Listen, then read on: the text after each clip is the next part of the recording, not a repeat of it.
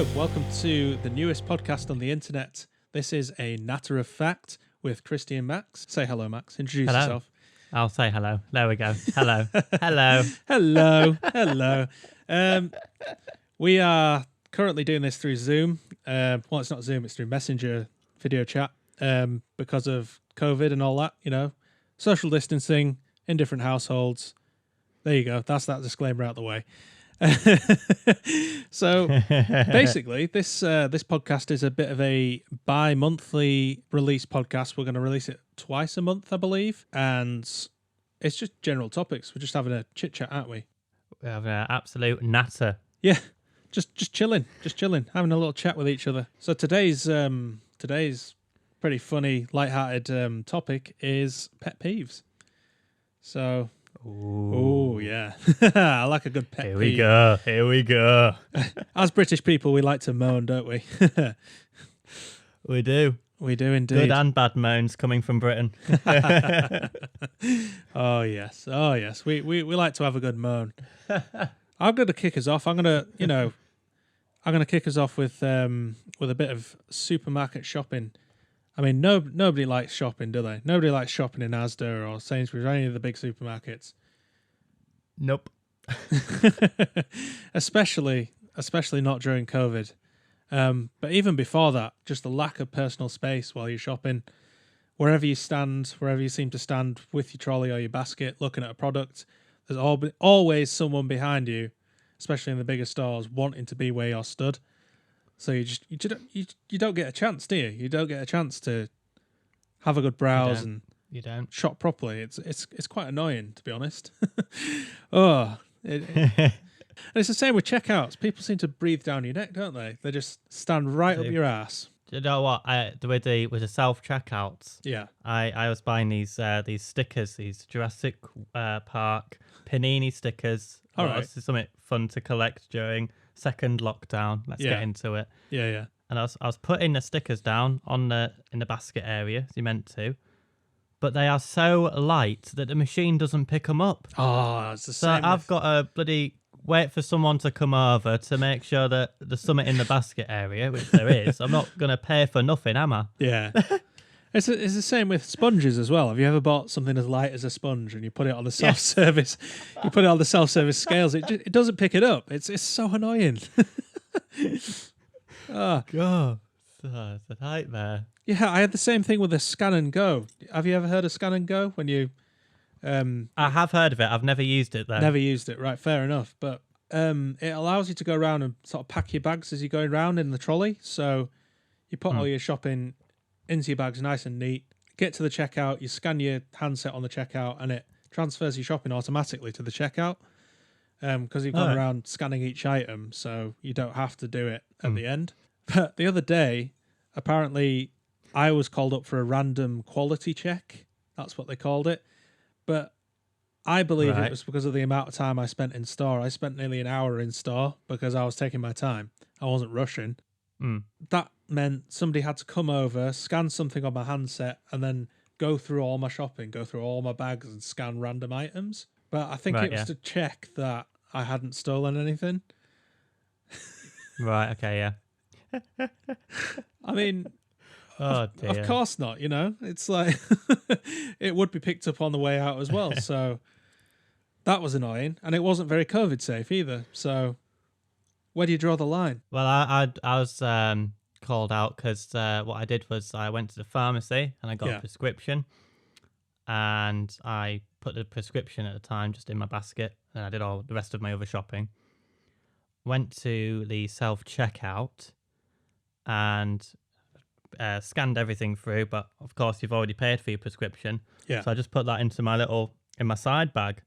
One of the guys came over to me and said, "Sorry, I've just seen you put something in your bag. Can I just see what that was?" Really? Like, it's a prescription. I'm not going to... What? I mean, yeah, that's another thing I don't get. Some things you prepay for, like prescriptions especially, you know. If you get it from the pharmacy or from a specialist, then you're obviously going to pay at the point, aren't you? You're not going to take it to the till where the till person might not know what they're doing. So, can I just see what you put in your bag? And if I was going to steal something, I'd be a lot more subtle about it. Yeah. I would put it in my bag at the till area. I think anyone would, you know. They wouldn't put it in the bag at a self-checkout where there's cameras on you from every angle. So, yeah. Just baffles me a little bit, you know. But nobody likes a supermarket shop. It's one of them things. As English as we are, we like to avoid it as much as possible. Anything else about supermarkets that annoys you? To be fair, just the whole thing annoys me. I mean, finding space for a bike during a busy day. You know, you got to expect it. If you go at a peak time, it's going to be busy. But on days that you don't suspect that are going to be busy and they turn out busy, that annoys me as well. It's just like, you know, it's usually quiet around this time. So why is it busy now? I mean, it's Christmas. Fair enough. Oh no, I've said the C word. Christmas. Got to be jolly careful with that one. Oh dear. You feel like when you go at a time that isn't peak time, you feel like I've had it at times where I go to a supermarket and it's not peak time and I've been the only one in there pretty much. Yeah. And it's been amazing. What an amazing experience that is when you're like the only one in. And you feel if you go the same time the next week and you see more people are there, you feel like it's invading your territory. You know, like, whoa, you didn't think of this, I did. Can you? What are you doing? Yeah. Yeah. They're very territorial with it. It gets like pretty amusing stories from friends about going to the supermarket at weird times of the morning. So say they go at 2 a.m. like when they used to be 24 hours, because I don't think there is many or any supermarkets at the minute that are 24 hours. But even my mum and people who have gone at 2 a.m, say they've come back from the airport or something like that and they need milk, or they always tell quite amusing stories about how there's one member of staff that seems to be running around the store like some sort of predator. Sort of like you just hear something zoom past the end of the aisle and you're just like, hello?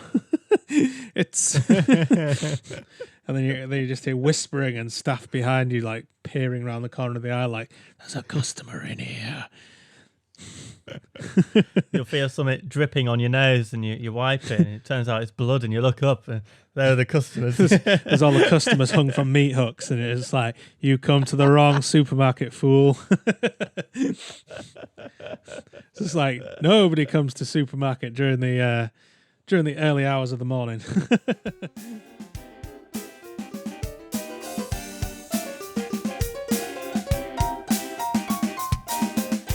Probably one of the biggest peeves for both of us, seeing as we're both musicians, is yeah, maybe we should mention that. Yeah, we're both musicians. Well, Max is more of a musician than I am. I'm a drummer, so do I really count as one? You know. I see us as equal. Okay, fair enough. Yeah, at least drummers and keyboard players they can get along. You know.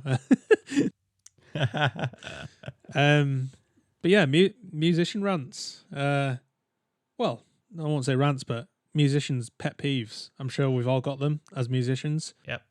One of the biggest ones for me is gigging for free. The gigging economy. It really grinds my gears.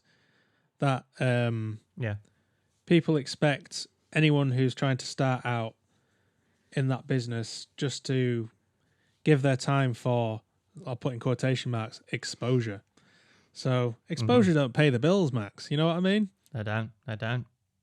Absolutely not. So I can't ring British Gas and go, oh, hey guys, yeah, I got 100 exposure this month. I'm just going to pay you with that. Not happening, pal. Not happening, pal, you know? Well, that's the other thing, isn't it? You wouldn't expect, like, if British Gas was starting out, you know, they've got vans with British Gas on them. You wouldn't say to them, oh, if you come round, you're doing it for free, and you can park the van outside, and people will see it, and it's exposure for you. Yeah, it's exposure for you. You know, you're replacing my radiator or you're servicing my boiler, but you know, you do it for free, just a bit of exposure. You know, people will see your van and call you up more. Nah, that's not how it works, man. Yeah. You know,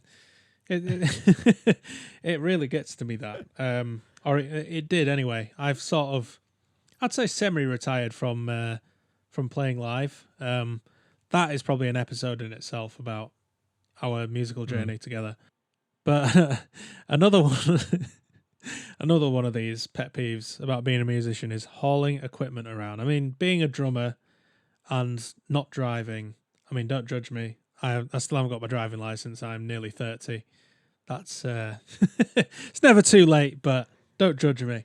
But yeah, hauling equipment on public transport is next level annoying because Nightmare. pre-COVID at least, I'd get to Leeds Station and it's where we did most of our gigs and our practice. So you get off the train and everyone would just be in a massive crowd just around the door. And Right. it was like parting the seas. It was like you'd have to be some sort of high up being, like religious figure to go, part the seas, let me through, let me into the station, my dear folks. But they just all crowd round the train. And it's like, surely, you know, people have to get off first. You can't all just get onto this already crowded train, you know. And half the time I'd end up, you know, bumping into people and be like, well, sorry, you stood in, you know, right in front of me. So all in the crowd, what do you expect me to do?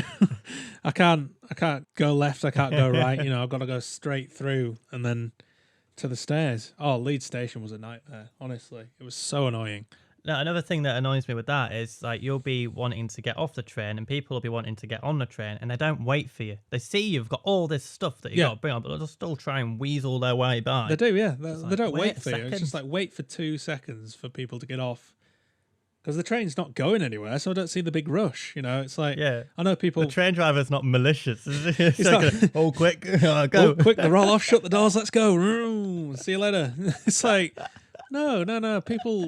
People need to get on and off the train. You know, it's the train's not going to go anywhere. It's I know people like to get their favourite seats and they like to get the best spots on the train, but just go with the flow.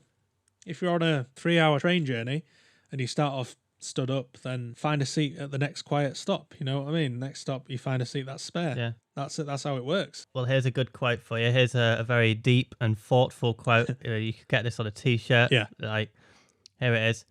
The best spot on a train is your destination. That's all you got to remember. Just came up with that now. That is a really good quote, actually. When you're on a train, they say it's not about the destination, it's about the journey, but it's on a train, it's very much about the destination. It's like, we don't want to be...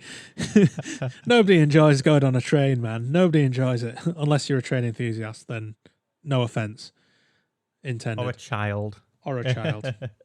Which is fair enough. You know, you're new to the world. You'll eventually learn these things when you go on trains as adults. God, I've had some horrendous train journeys in my time. Oh man, train journeys. Just even out of a musical context, like if you're just taking a train journey, I've had some pretty horrific. I mean, you've got a really good story, Max. Actually, I'm just thinking of it. You know.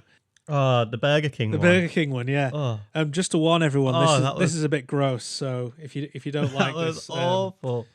If you're easily sickened or offended, please skip forward a little bit because this is disgusting. But carry on, Max. Carry on. And if you work at Burger King, you will be offended. This is an offence to Burger King. I mean. Yeah, it is. Yeah. So I got on a train. It was a Friday night. It's the worst time to get a train. Everyone's coming back drunk. This was definitely pre-COVID, and it was packed solid. You know, I stood up in a crowd of people, and this one guy was holding a Burger King bag. It seemed to have some food in there, you know, because he was holding it. It was upright. It wasn't blowing away from him. And I've had those nights. And then all of a sudden he just started throwing up in it. He stood right next to me. He started throwing up in this Burger King bag. No, that's nasty. Oh dear. And his friend was sort of laughing at him for throwing up in the Burger King bag, and then his other friend just came in and said, "Oh, I dare you to go back to Burger King, try and return it." It's like, what? Oh no! Oh jeez, that's bad. That. I don't even want to imagine that. It's like, excuse me, your burger made me throw up into this Burger King. What? you were in the same carriage, weren't you? Oh yeah, I was stood like right next to him. Pretty much. Dude, awful. Imagine the smell. And then someone farted, so it just proper stank. It just proper stank. Vomits, farts, and then there was crisps. trains at the best of times stink as they are. So could you imagine with all that added in how awful that would have smelt? Oh, I'll tell you what, the weirdest sort of, I don't know, it was an extraordinary sight to see, to be honest with you, on the same train, the same group of people. There was this one guy trying to chat up this girl. You know, he was doing the cool lean against the train. He's, you know, just getting to know her and everything. And I'm thinking, this can't be successful. It smells of vomit, fart, crisps. And he's there going, oh, you look good. Oh, you smell nice. What is that? It's called shit, mate. Yeah, it's called vomit and fart mixed together. That's just... Oh, jeez. Oh, I'm just thinking of the smell. It's making me drool a little bit at the mouth. You know that thing you get just before you throw? Oh, no. Horrible. Oh, no, that's horrific. I mean, I don't think I've had an experience as sort of graphically disgusting as that. But you're lucky. I know. I've sort of avoided most of that on trains, but what I've not avoided is peak trains and being absolutely packed in like cattle. Like literally during COVID, this would just be unheard of. People would be freaking out going, oh, we're in such close contact. But pre-COVID, you could go on a peak train and you could be stood with 20 strangers around you. People stood it right in your face. People stood right next to you. People stood right behind you, breathing all over you. It's like, for somebody who's claustrophobic, I mean, I'm not claustrophobic, but imagine if somebody was claustrophobic on a train like that, you'd just be freaking out. I think anyone would be claustrophobic on a train yeah, like that. To be fair, I claim I'm not claustrophobic, but I felt horrendous on that train. It was... And I've had many trains like it. Let me tell you that now. And I'm sure people listening have had those journeys and those sorts of commutes to work and to and from work. The one that proper annoyed me, this actually angered me so much. Oh really? It's one of those ones. I was just going from York to Northallerton, just 20 minutes. Yeah. Yeah. And I saw, for an extra £1.99, I can go into first class. Oh, that sounds good. £1.99, get in first class. Sweet. Avoid all the drunks because it was either a Friday or Saturday night again. Yeah. But I'll avoid everyone. I'll just go into first class. So I went into first class and I was reading my book. You know, I had a cider with me, so I was having a cider. You know, I think it was like my first one of the night. To be honest with you, I was just having a little cheeky beverage on the way home. And then all of a sudden, this group of absolutely drunk people just came in and started screaming and sat down and started loudly talking. So it just, I paid $1.99 to avoid this. Oh no! Ruined my journey. Can't escape them. You just can't sometimes on those trains, especially. I think your route sort of aims towards Middlesbrough and Newcastle a bit more, doesn't it? So yeah, it does. If you're heading towards where you live, it's... Yeah, I can imagine those trains get quite interesting, or they used to get quite interesting on a Friday and a Saturday night. I mean, even in York, it was a nightmare just travelling on a weekend, especially on a night time. Oh, crikey! Yeah. Oh, blimey! I just really wanted the guy who checks the tickets or woman who checks the tickets to come down and boot them out, but no, that didn't happen either. Didn't even have to spend $1.99. Yeah, imagine. Annoyed me. I mean, I've had it before where there was this one time, it was fairly recently actually, when I think I was travelling back from... No, it's when I was travelling back from Northallerton, and I was sat in, I think it was the end carriage, and the ticket guy came down, because I think we had a stop between Northallerton and York.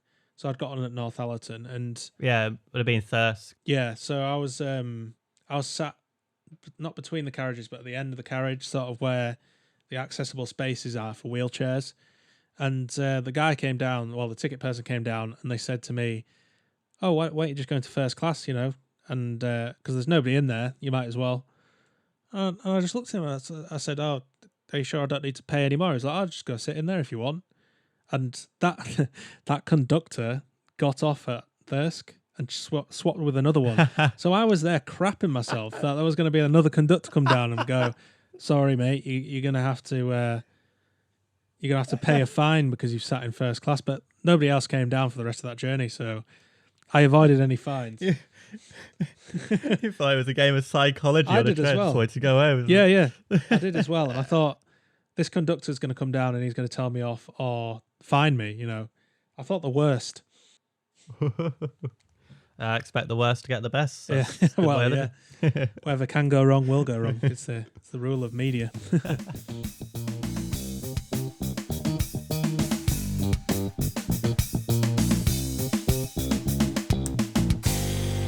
Oh yeah, we were ranting about music, weren't we?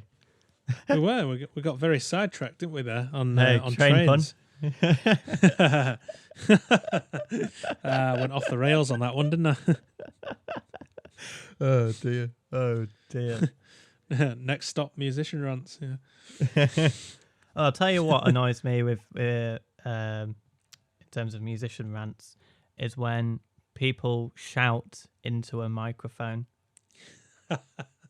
It's like, you don't need to do that. The microphone is there to project your voice, so you don't have to shout. You know? You don't have to shout, okay? You can talk at a nice normal volume and it'll pick you up. It's fine. That's what it's designed to do.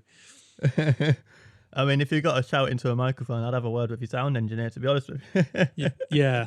You know, that is their problem in a way as well. They haven't turned you up enough. They haven't put enough gain on it. So you used to do a bit of work in a studio, didn't you? You used to work at a studio in York. Oh, well, the very one we went to music college in. Yeah, it's a college and it's also a studio as well for people to hire and use for rehearsals or recording. And I used to work in a studio and record people as well.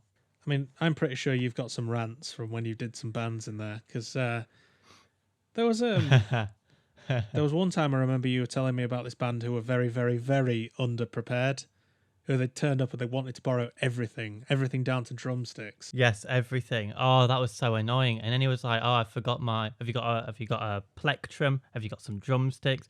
Have you got I don't know, I can't even name them anymore." But honestly, it's just, no, you don't come to a record. And that was it. Also, he didn't even practice. They just literally wrote it there and then during the recording. I was like, what? No, this is not what it's like. Because he said... not what it's there for, you know? Because he said he called his drummer about 4 a.m. that morning just to say, "Oh, can you come in to do a recording?" It's like, what?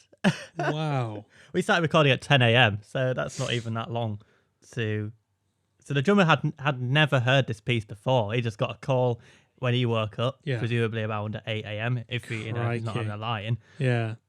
And, I just turned up and had to learn this entire piece that he'd never heard before and go with it. That's his lying out the window, you know? Call at 4 a.m. Oh, I can imagine, as a studio engineer, that must have really frustrated you. I spent most of the time just waiting around, to be honest. Everything was set up, I was just waiting. That's one of the things as well. Just waiting for people to get their shit together. I mean, as somebody who's played live myself, I can empathise a little bit with that. In the fact that a lot of drummers, including myself, I've done it before. I'm guilty of it. I'm as guilty as everyone else at coming underprepared for a gig.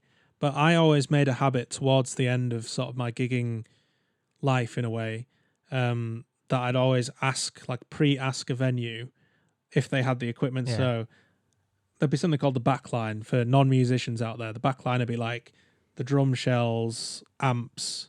So you'd always ask a venue or a promoter, say, "Have you got full backline or do we need to bring everything?" And they'd give you an answer. But there was always that one band who would come with nothing.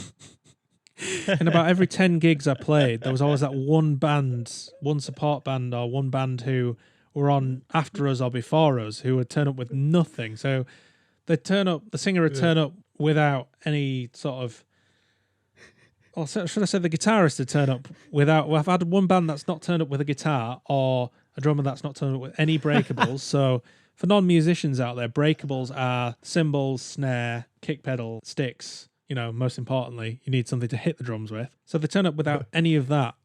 And this drummer had come up to every drummer in the room and said, "Oh, can I borrow everything?" And half these drummers obviously drummers are quite precious about their equipment. So, because it's quite expensive, drumming's not a cheap hobby. It is, yeah. No. So, understandably, a lot of drummers just said, "No, you can't borrow my cymbals. You should have brought your own."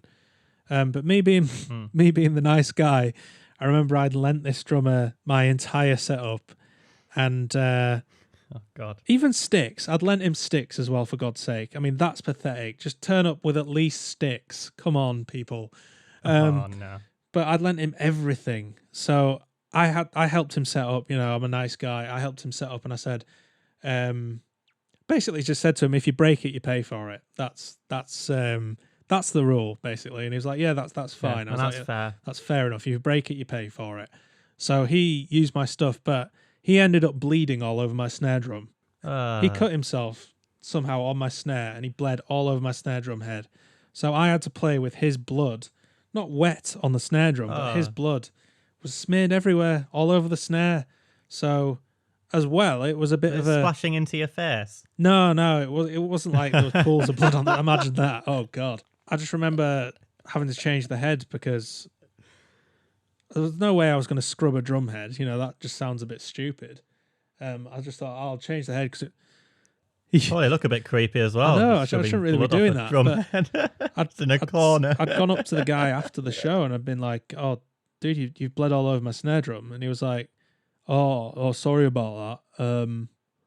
Didn't even offer to sort of clean it or pay for a new head.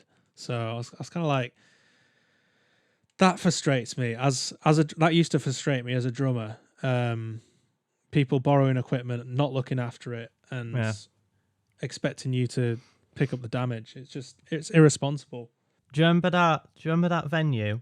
Not going to name names, but there was that venue, and they expected when they turned up, they brought everything. They were perfectly organised, and they expected a sound engineer because they on the website it said that there was sound engineering stuff available.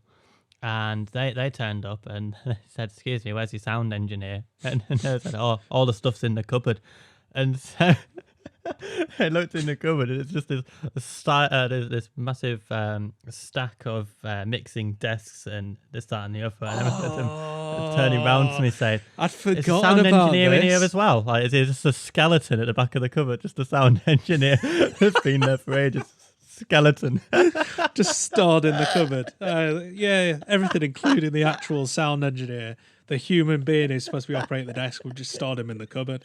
We didn't feed him or anything like that. We kept him ransom. The only feed we have is a live feed, and that's not him, unfortunately. That's not him, unfortunately. He is no longer with us. He has decomposed onto the sound desk. Sorry about that, guys. They just wanted to turn up, plug in, and start playing, but now they had to turn up and get all their sound engineering equipment out. That's what they advertised it as, and everything. I think it was was it an open mic night? Just turn up, plug in, and play. That's what they'd advertised it as. Yeah, and that was it. Yeah, completely the opposite of turn up, plug in, and play. It was turn up, set all our shit up, and play. It's like, yeah, great, okay, that's exactly what people who come to an open mic night expect. Oh, that gets my back up as well. I can just see the advertisements online. It'd just be like, the first one would be open mic night tonight, and then underneath, if you're an open mic sound engineer, please apply quickly. Please reply quickly. We'll store you in a cupboard and we'll forget about you. Oh, it's just ridiculous, honestly. Oh, crikey. I know. That really annoyed me.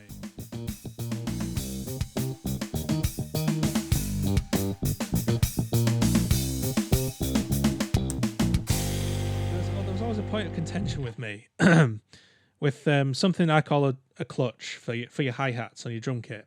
So a clutch holds your hi-hats. For non-musicians out there, a clutch, it's not like the clutch in your car, but it's like it clutches onto one of your hi-hat cymbals, so it allows you to be able to move it up and down on the stand. So it's like a clamp in a way rather than a clutch. And it stops it from becoming too loose. It allows you to control the tension basically. But there was always a point of contention with me and playing gigs and lending any equipment to drummers is what I've had a few gigs now, where drummers have asked if they can borrow my clutch. And I only had one clutch. So I eventually bought a second clutch because I was so scared of losing that one clutch. Because if you lose a clutch, that's your hi-hat's knackered. You can't do any sort of style of playing really. If you don't have a clutch, it sort of disables you really in terms of being able to use a hi-hat effectively. So there was one gig, I think actually it was a gig we played together, Max. All right. Where we had this like really hardcore punk band.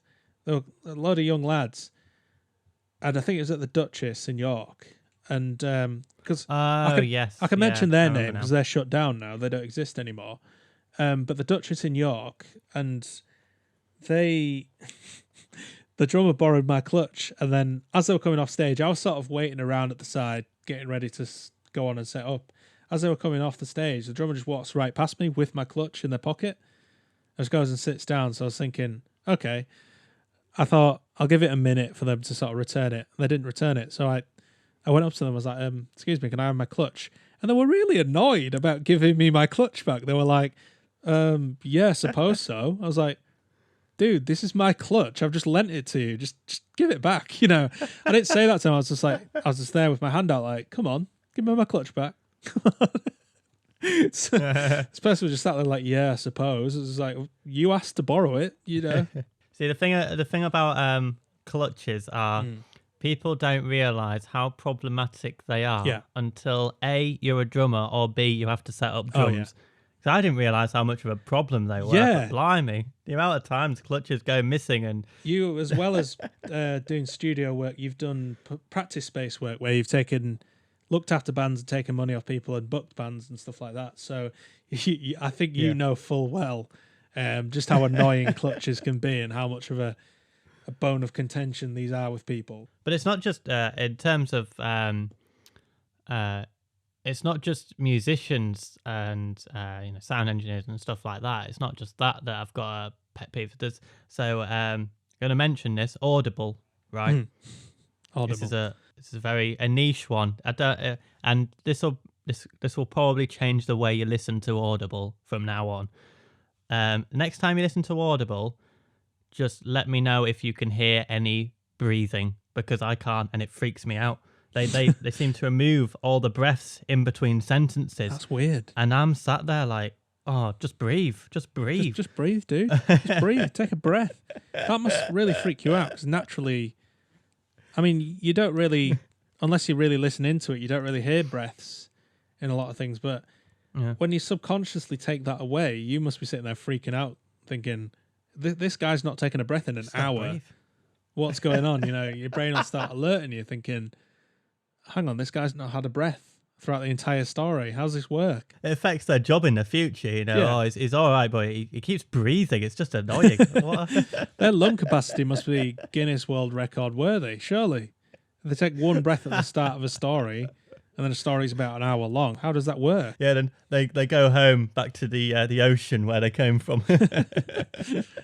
Yeah, you're not a human. You're an android or you're a fish. If you don't take in oxygen throughout an entire story, what you doing with your life? It weirds me out. Honestly, yeah, that's freaky. Honestly, it does weird me out.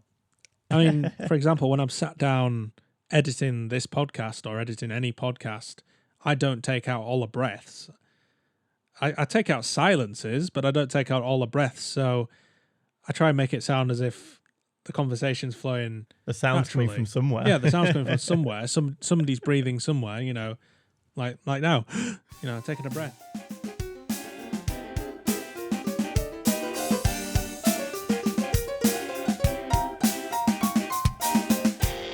So, housemates who don't pull their weight. This is a risky topic. I mean, you've been a uni student before. You've lived in student accommodation. You've probably had plenty of housemates who have not pulled their weight. University. Yeah. It is very frustrating and annoying, especially when there's you get an email saying there's going to be an inspection next week, and then all of a sudden people you never see just sort of turn up, start cleaning. It's like, oh, so you are alive, you do function, you can do something, but only when it's the week leading up to an inspection. Blimey. So just annoying. You get housemates that you've never seen that just crawl out of the woodwork and just, hello, oh, hi, who are you? Oh, my name's Yeah, John pretty Smith. much. And I've been in my room for 3 weeks straight. Nice to finally meet you, dude. it's not even lockdown. I've been in my room for 3 weeks straight. Oh, wow. Yeah. Yeah, they're lockdown experts. Like these housemates that you never see. You know, they've already been through a lockdown themselves. So they must be absolutely lapping it up. You know, during all these national lockdowns. So, like at the start of the year, you know, I washed up everything. You know, even if it wasn't my stuff, I just washed it up and I put my things away after I've washed my stuff up. Fair enough. But I come back in and still no one has emptied the drying rack of their stuff. Like, it's clean. All you've got to do is put it in your own cupboard. Just pop it in your cupboard. Just do that. It's not hard. Yeah. You don't have to clean it yourself. Someone's so done it for you. Yeah. Someone's been nice and done it for you. Yeah. And then it ended up getting to the point where I just didn't do their washing up anymore. I just let it, you know, and if it goes mouldy, they've got to throw that out. You know, that's, you know, and then they're going to have to go buy another bowl or a plate again. Yeah. So, yeah, it became very bitter with my washing up. Yeah, I mean, as much as you're just trying to keep the place clean, you're actually looking out for them people. So you're washing things up before they become mouldy, and so they don't have to buy new crockery or whatever. You're looking out for your housemates, which is a good housemate thing to do.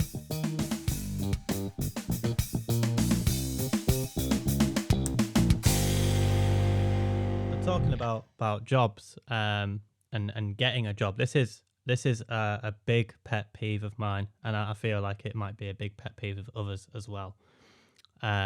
Is I want it to go back to the old days where you could write up a CV, you print it off, you got a little side bag, and you go walk around town, you notice signs in the windows, you know, apply within, and you go in, you hand a CV, you get that instance, you get a feel for the place immediately, you get a feel for the person that you may be working for. They get a feel of you as you're handing in your CV. It's that you got to be confident when you hand over a CV, you know. And then, you know, hopefully you get a call and you get an interview and then you get the job. Bish bash, done. Now it is just so annoying to get a job at the moment. The rigmarole you have to go through is just ridiculous. So you sat doing your CV, you're updating it, or you're starting from scratch. That could take up some time. And then so I had it recently. Well, it was actually last year. It was quite recent. But it was last year when I was looking for a job after university. I'd go into places with my little side bag of CV. So I'd like to apply for the job you've got going. And I just get this, if you just apply online, just go on the website, just apply online. It's like, well, I've printed them out. I'm here now. Like, you just take it. It doesn't. If you're reading it off a screen or reading it on paper, it doesn't make a bloody difference. You know. And then you go online and you've got to answer all these questions, which are already covered on the CV.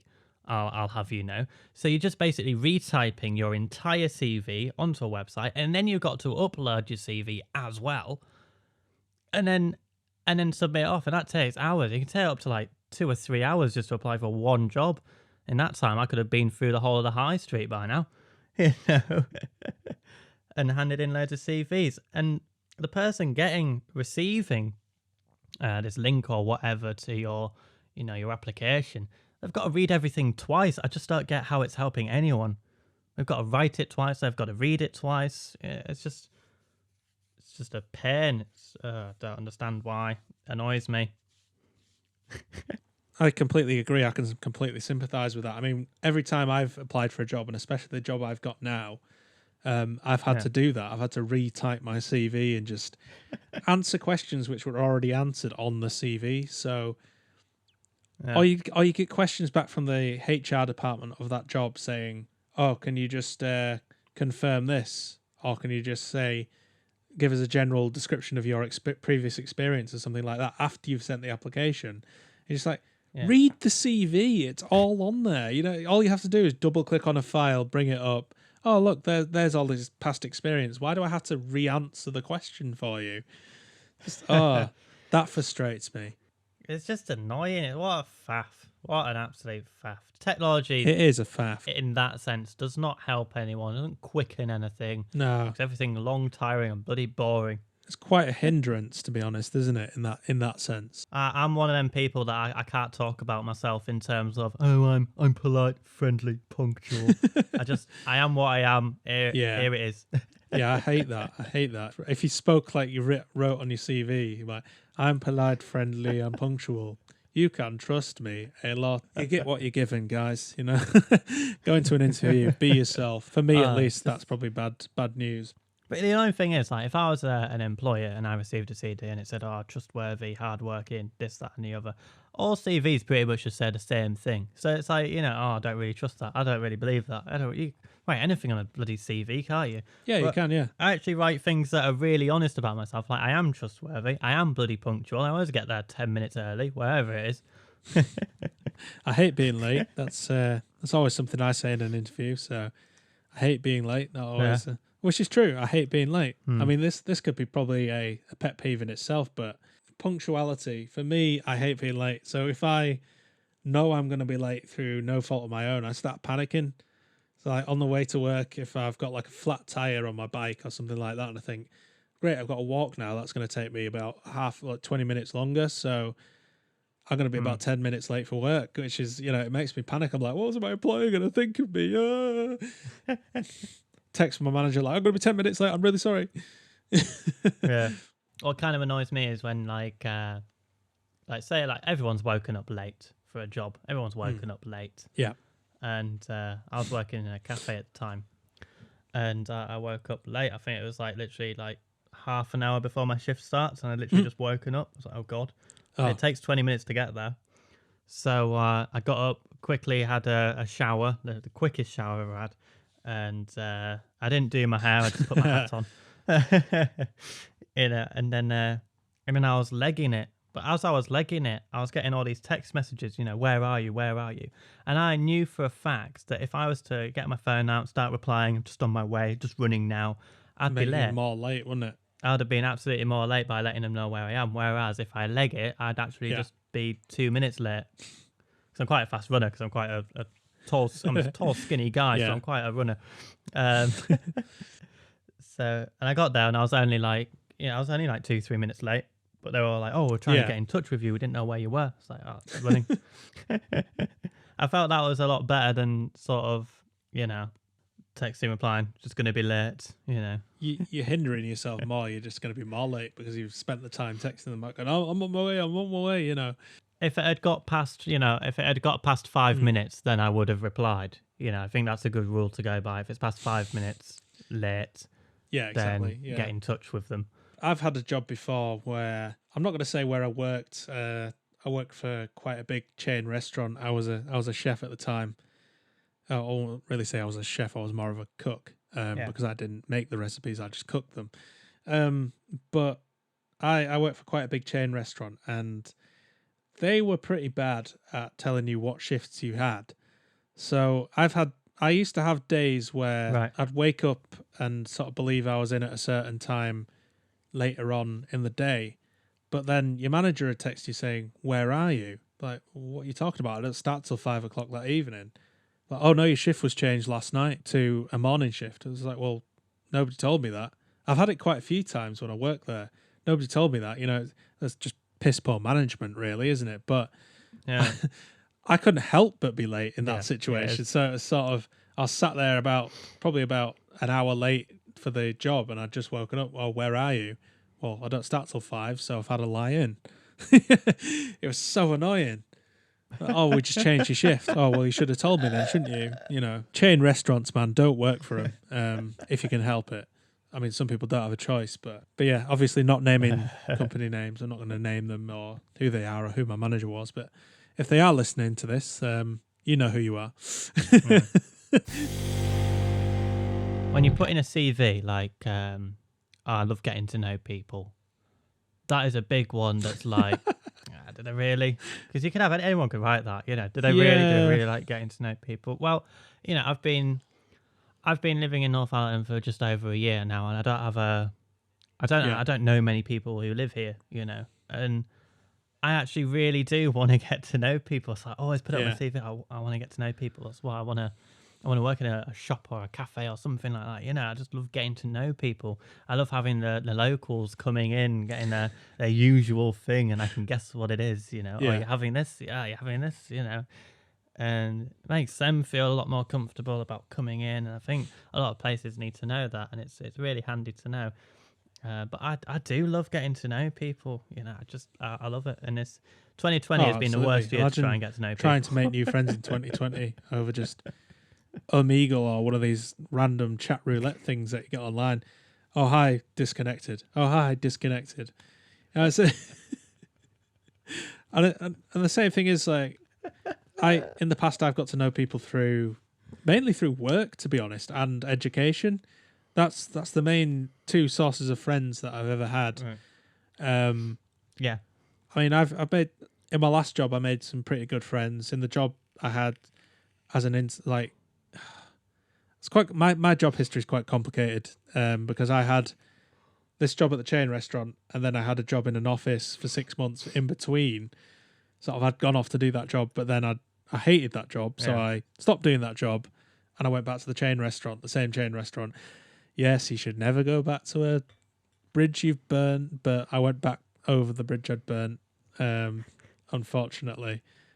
But I had to. I if I'd have stayed in that job, that office job I was doing, I would have had a nervous breakdown, and I knew I could feel one was coming. So I thought that's a good quote. Actually, it's better the devil you know than the devil you don't know. And I didn't know what that office job was going to be like.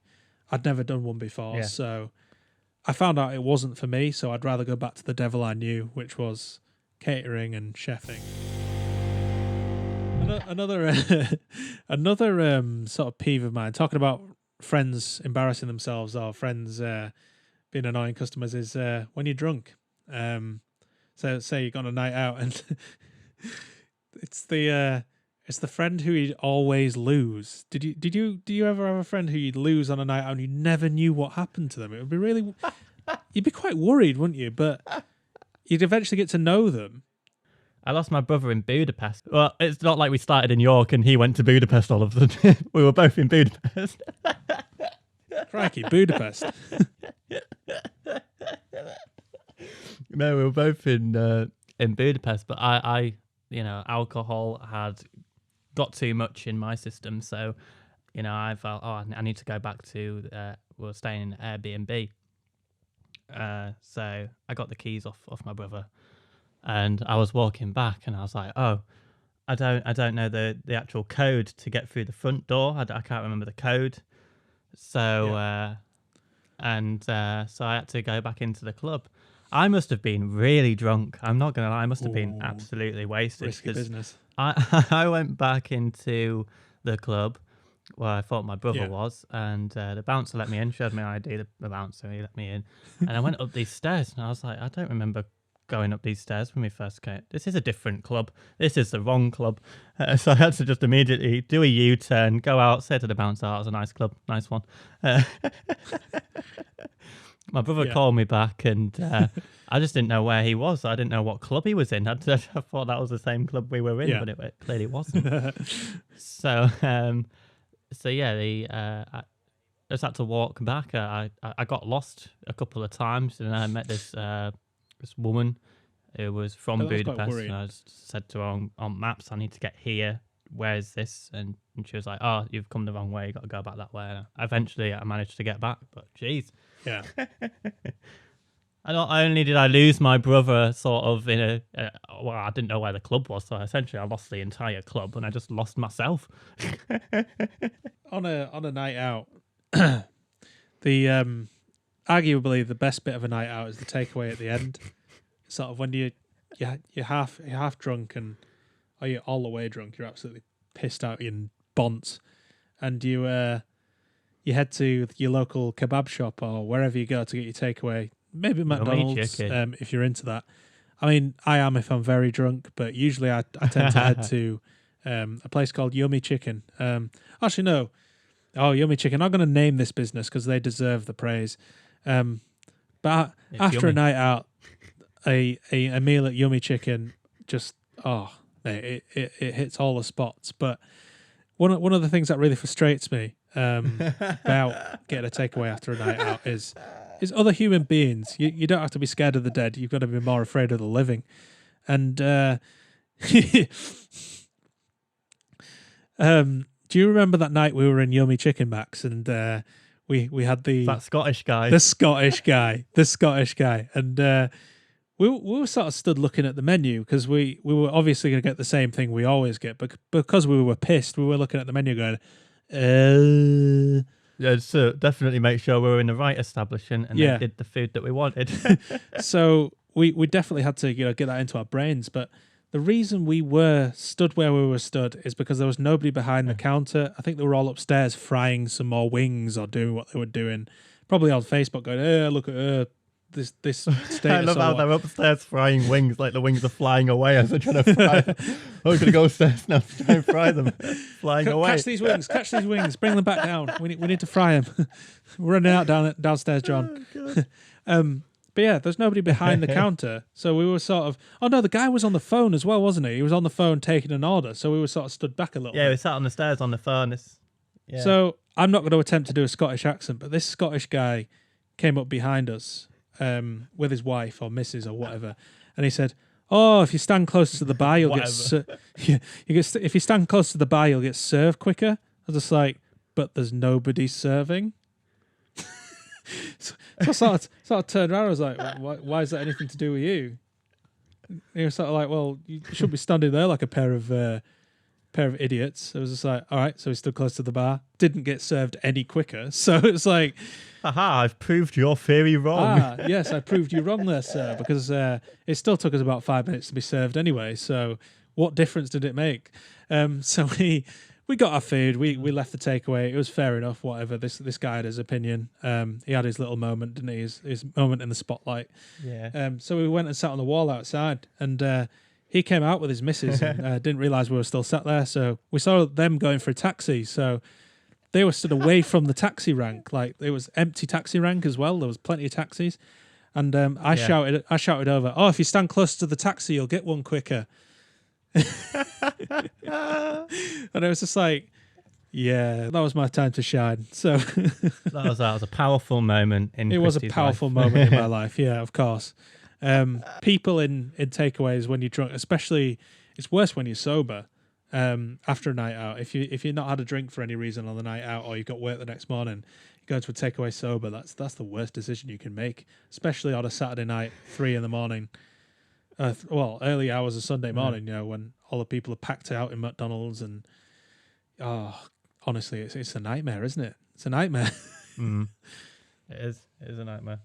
So that's why I always avoid McDonald's. It's always busy. Yeah, it's always busy. Especially in York, it's like probably one of the biggest places for people to get takeaway after a night out, or it was anyway, pre-COVID.